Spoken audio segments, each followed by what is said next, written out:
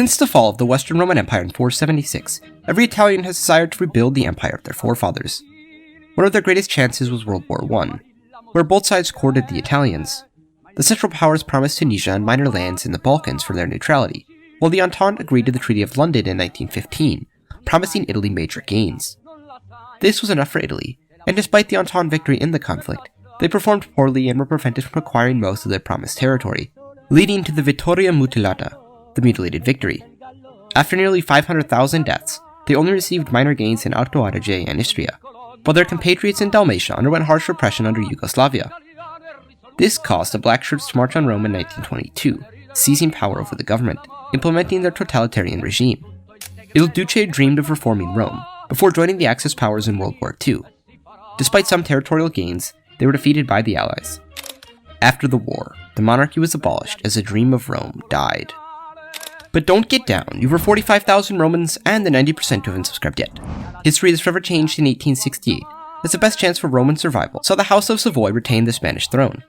Instead of fighting America, Cuba was sold while retaining Puerto Rico and the Philippines. After capturing Rome in 1870, Victor Emmanuel II instituted Latin as an official language to unify the Italian peoples, rather than the Tuscan Italian dialect. Colonization was more successful as Tunisia and Ethiopia were conquered. After King Umberto I's assassination in 1900, 31-year-old Spanish King Filiberto I united the two kingdoms in personal union, officially known as the Spanish-Italian monarchy, unofficially as the Latin monarchy. A devout Catholic, Filiberto strengthened ties with the Pope, granting the Church many privileges, lands, and control of the education system, ending the self-imposed papal banishment within the Vatican. New agrarian and industrial reforms benefited both states, increasing the economic and military output as Filiberto strengthened royal authority, eliminating many liberal groups. Seeking further allies, he aided Prince George of Crete against the Greek agents, helping him maintain absolute authority over the island, permanently splitting Crete from Greece before George married a Savoyard princess, tying Crete to Italy. In Portugal, Spain supported the young king Manuel II after his father's assassination, ending the liberal rebellion, securing a vital ally. Libya was conquered in 1911, the first real test of the Latin strength, and subsequently triggered the Balkan Wars, where Crete ended up with the majority of the Aegean Islands. With the Spanish-Italian monarchy securing its place amongst the great powers, their large colonial empire flourished and was remarkably stable as Christianity reigned supreme. But it was still not enough for Filiberto, who dreamed of Rome. Finally, on June 28, 1914, Archduke Franz Ferdinand was assassinated by Serbs, triggering World War I. The moment had arrived for Rome to cement its place as the head of the globe. Click here to see part 1 to watch this in more detail. Both sides desperately wanted Spain, Italy, and the conflict, though Austria-Hungary preferred they stay neutral, offering Trentino and part of Austrian littoral, refusing to cede Trieste, their main port city, or parts of Dalmatia, as it was too high a cost. For Germany, Spain was more valuable than Italy, as their involvement would require France to divert troops away to the Pyrenees, securing a German victory. Thus, they offered Spain Gibraltar, Morocco, northern Catalonia, and the northern Basque country, while Italy would receive Savoy and the Alps Maritimes. After the war, Corsica and the Suez would be open for discussion, alongside the earlier Austrian cessions. France feared a southern front, unsure if they could hold both the Pyrenees and the Alps, so the Entente offered Spain Cameroon and the German Asian colonies, but Spain demanded Gibraltar. As the Latin threat could destroy them, French troops were stationed along their border, enabling further German gains, threatening Paris. Britain refused Gibraltar as it left the Latins in complete control over the Mediterranean, and also lowered the Asian offer to only Germany's Pacific colonies. For Italy, the Treaty of London remained unchanged, with major gains along the Alps, the Balkans, and Anatolia. Although Spain was the senior partner of the personal union, tensions rose over the war as Spain preferred the Central Powers, while the Entente's offer was more attractive to Italy. But born in Madrid, Spanish politicians worried Filiberto was increasingly discarding Spain for Italy. Amidst this, Pope Benedict XV called on Filiberto to remain neutral, not wishing to spill Christian blood, so used the increased position to weaken the war effort, as conservative factions fractured over loyalties to the Church or the state. Filiberto personally preferred the Central Powers as Germany and Austria were politically more aligned with their strong monarchs. Liberalism was his greatest fear, and he didn't trust the Entente, seeing France as the ultimate threat to European civilization. British spies were well aware of this, similar to the Romanian and Greek monarchs, who preferred the Kaiser, while many of their citizens did not.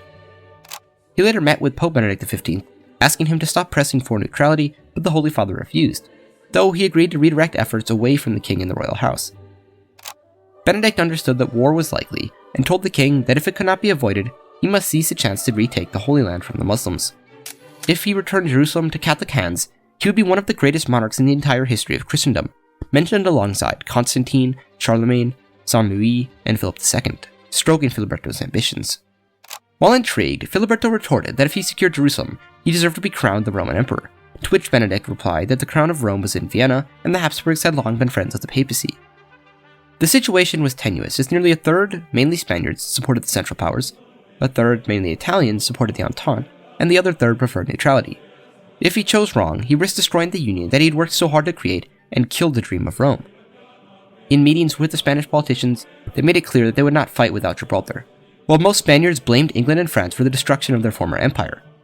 Soon, diplomats were sent out, testing the waters for the Holy Land as a Latin prerequisite.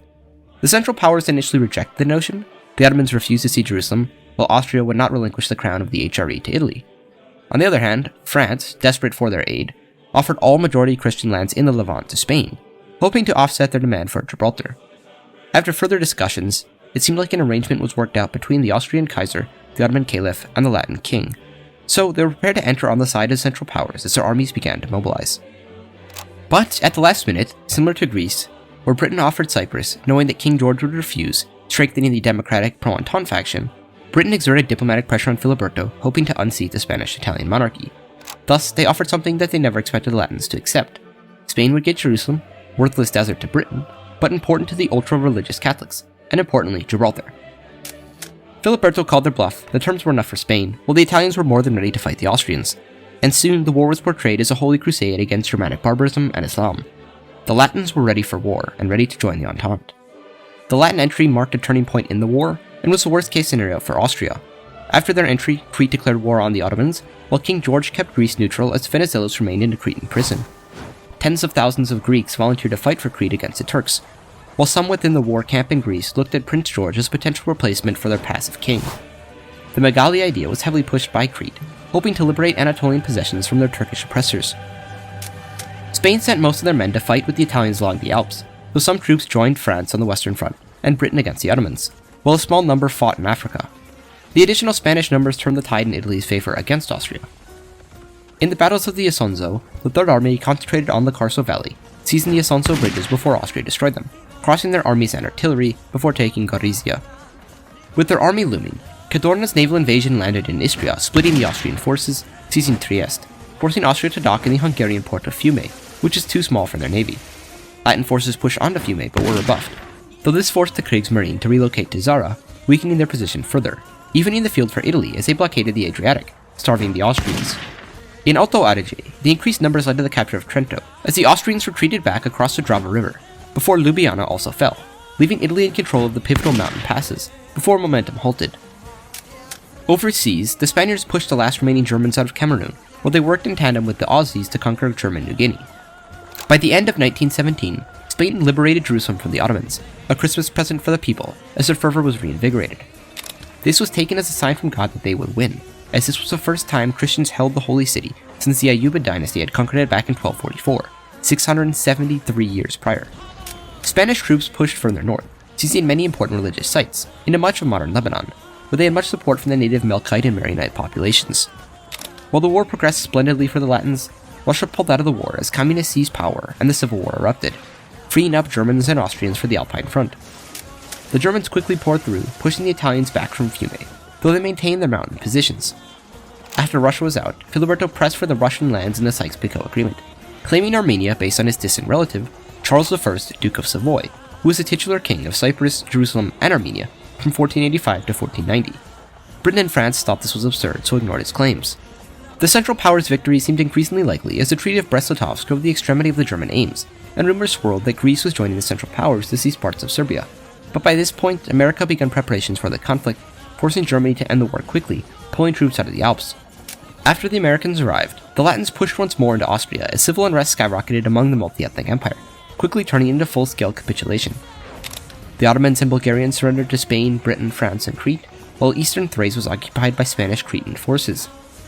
As Austria-Hungary dissolved, the Latins made a final push seizing Vienna, destroying their empire as the crown of the Roman Emperor was shipped back to Rome. The Germans had their civil war where the Kaiser was toppled, and they sued for peace, ending the war. At the Treaty of Versailles, Spain received Cameroon and the German Pacific colonies, but Britain attempted to renege on Gibraltar, at which point Spain relinquished most of their newly held Pacific colonies to the US and the UK, so they relented, returning the rock to its rightful home since they seized it back at the Treaty of Utrecht in 1713. Trentino and Alto Adige were given to Italy from Austria, but the rest of the Treaty of London was still up in the air. During the collapse of Austria, Fiume voted to join Italy as 62% of their population was Italian, so Filiberto sent his army to occupy the city. The newly born kingdom of Serbs, Croats, and Slovenes refused all Italian claims on Dalmatia, so both sides mobilized their forces as various pro-Italian and pro-Yugoslavian militias formed. In September 1919, the Italian poet Gabriele D'Annunzio and his pro-Italian militia were attacked by a Yugoslav militia, resulting in the death of 31 Italians, turning international consensus away from the Serbs. Italy demanded an apology and Italian investigators to examine the calamity, but Yugoslavia rejected their request, giving Filiberto the excuse to declare war. Italy quickly propped up Slovenes and Croats who wanted independence from Serbia, pushing fears that the Serbs would suppress their cultures and force orthodoxy upon them. Their navy quickly blockaded the Adriatic, while the army marched into the Balkans, easily defeating the Yugoslavian forces. After their initial success, many Slovene and Croat militias fought for independence from Serbia, while Italy's Albanian puppet pushed into Kosovo. Italy initially planned for a total victory over the Serbs, hoping to march on Belgrade like Romania did with Hungary, and moved across Dalmatia, seizing the entire coast. At this point, Britain and France implored Italy to end the conflict, to which Italy agreed if Serbia and Romania withdrew troops from Budapest and central Hungary, wanting a strong Hungary to keep Serbia surrounded. Eventually the ceasefire commenced as Romania backed out of Hungary before the Treaty of Rapallo was signed.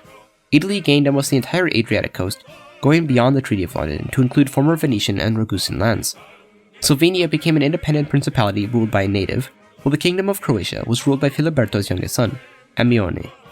Kosovo went to Albania, while Serbia kept Montenegro and Bosnia up to Sarajevo. Trianon was much lighter, with Serbia and Croatia having minor gains, while Czechoslovakia and Romania were held in check by the Italians, solidifying the bond between Hungary and Italy. To the east, the Ottomans agreed to an international occupation of the Straits, massive Armenian gains, and French and Italian occupation zones. This prompted the Young Turk Revolution, hoping to resist the treaty. Led by Mustafa Kemal, the Turks initially fared well against the Europeans, but Filiberto wanted to cement their Anatolian possessions, hoping to give Crete Constantinople, so sent in over 400,000 men, heavily outnumbering the Turks. To many within the Latin monarchy, Constantinople was as important for Christendom as Rome or Jerusalem, so it needed to return to Christian hands. As the Latins poured in, the Turks were unable to launch their Armenian expedition, allowing Armenia to hold their core lands. In need of allies, Italy worked with native Greeks, pushing Crete as the liberators of Anatolia to great success. France quickly dropped out of the war and began supplying the Turks, prompting Britain to seek terms believing Kemal would win. Spain and Italy refused, however, committing to fight to the bitter end, before the Turks defeated a major Spanish force from Ankara. After the Turkish victory, the British populace soured on the war, negotiating a separate peace, recognizing Turkish control over Constantinople, but the Latins and Cretans refused to withdraw. Prince George of Crete was quickly crowned by the Patriarch as King of Constantinople, reinvigorating Hellenic support for the conflict, as more Greeks joined the Cretan cause. Armenia, surrounded, rejected Soviet demands for military access, leading to war, forcing them to reach out to Filiberto for help. His brother, Vittorio Emanuel, converted to the Armenian Apostolic Church and was accepted as their king, before marrying a female member of their nobility. In return, the Latins promised full military support as nearly 100,000 troops rushed to the Caucasus, rebuffing the Bolsheviks. This led them to be terribly overstretched as they didn't have the number of troops necessary to fight, leading to the Turkish capture of the important towns of Eskişehir and Afyonkarahisar, controlling rail supplies, threatening the Dardanelles. Believing the war to be of critical importance, another 1.2 million men were mobilized, hoping to crush the Turkish resistance. By this point, the Soviets were entirely out of Armenia, but had invaded Georgia, so the two sides negotiated the Peace of Yerevan. Armenia recognized the Soviet conquest of Georgia in return for Yavakati, Leziti, expansion to the Krami River, and Nagorno-Karabakh, while the Soviets stopped supplying the Turks. This proved instrumental as Armenian and Latin forces surrounded the Turks. The Straits were reinforced and the war dragged on as Pontus was taken by Italy. France and Italy reached a separate arrangement where the initial French zones would be respected once they stopped supplying Turkey. In return, France recognized the totality of the Spanish claims in Jerusalem. Without supplies, the Turks quickly capitulated as Ankara was captured. The Ottoman puppet government of Sultan Mehmed VI was reinstated, as Crete, renamed the Kingdom of Constantinople, and Armenia solidified their gains. Italy gained direct control over Adalia as a new colony, like Libya, while the Latin and French influence zones, similar to British arrangements in China, were established. France was more than happy to acquire the additional lands and prestige, strengthening ties to the Latins, as the treaties were drafted giving them privileges across the Dardanelles, while Latin-British relations deteriorated. In 1924, as the wars concluded, Filiberto decided the time was ripe for Rome to restore its rightful place as the head of Europe. Pope Benedict XV honored his word and coronated him, Emperor Filiberto I of the Roman Empire. Although many don't consider the HRE to be Rome, the Catholic Church does, so the imperial crown and title were used to legitimize Filiberto. Although a legal continuation of the HRE, this was truly Roman, so after nearly 1500 years, the Western Roman Empire was back. A new Roman flag, based on the city flag of Rome, and the Savoy Royal Standard, like the Union Jack, stood for the new empire. Officially, Spain and Italy remained distinct, as this was purely an honorific title to further unify the crowns. But this was false. A new unitary Senate was established, as the individual Spanish and Italian parliaments in Madrid and Rome served as bicameral houses, meeting for 1 month a year to discuss imperial politics, with the location switching between Madrid and Rome every year, though in case of emergencies, the Senate convened in Rome. Victor Emmanuel II's adoption of Latin back in 1870 and its heavy push by the church bore fruits, as Latin served as the official language of the empire. Imperial debate and decrees were published in Latin, as a new patrician class was already fluent by this point. Although serving as the language of the elite, most common people still spoke their native dialect, though Latin was rising among the plebs. Shortly after the ceremony, Filiberto and Pope Benedict traveled to Constantinople, where King George was crowned the Eastern Roman Emperor by Patriarch Gregory VII, as the East served beneath the West. Although the official title was Anatoliki Romaki Autocratoria, the Eastern Roman Empire, most of the West called them Constantinople, not recognizing their Romanness. This was supposedly just a symbolic alliance tying the two halves together, but military and economic ties made the two empires inseparable, as they shared a common foreign policy.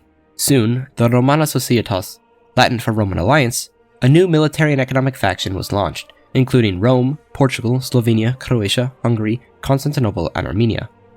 Although far from unified, when working in perfect tandem, the Neo-Roman sphere was a global superpower that could go toe-to-toe with the mighty states on the planet. Despite the newfound prosperity, tensions rose across Europe during the Depression, as a new group emerged in Germany, threatening to reignite war.